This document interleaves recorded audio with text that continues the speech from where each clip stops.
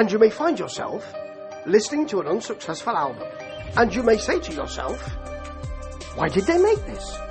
Well, I believe it's, one of many reasons.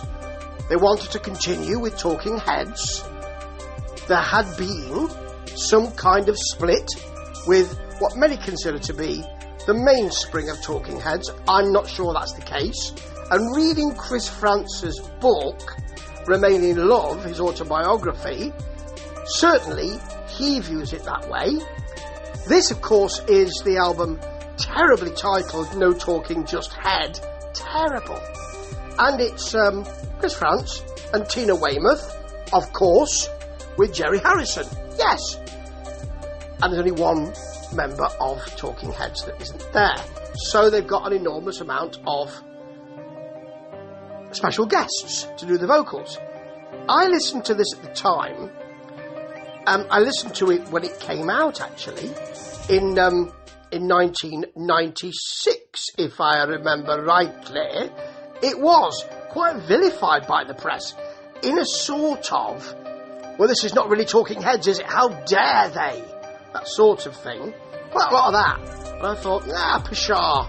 Listened to it and thought, it's not as good as it could be.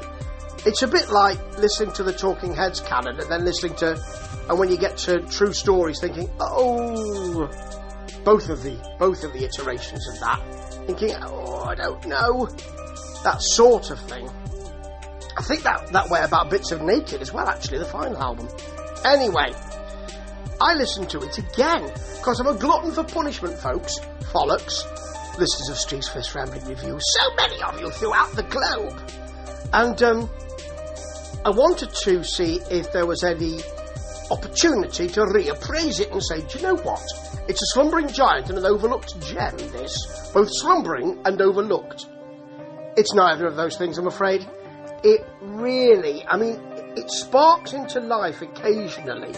But the first track, Damage I've Done, with Jonette Napolitano, it just isn't enough.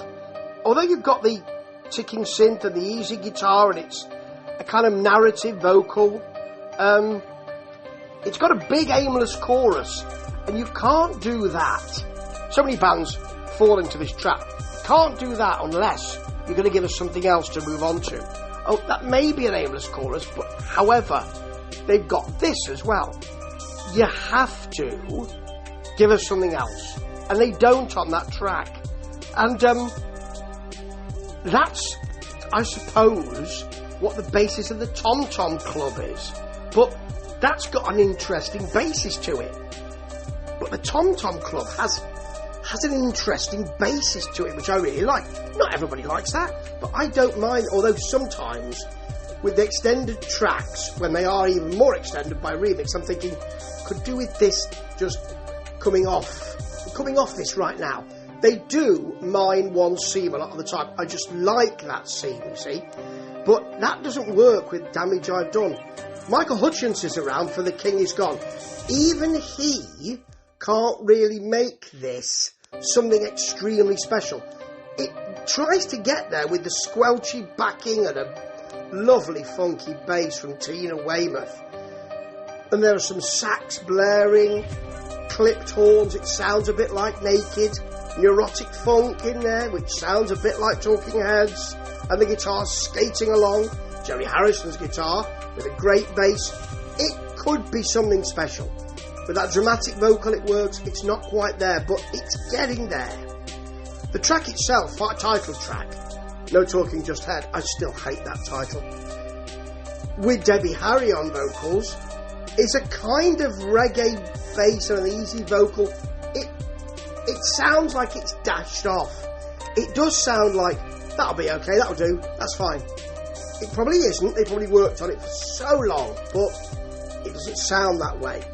However, I really like the baggy feel of Richard Hell-assisted Nevermind. Big Larry vocal there.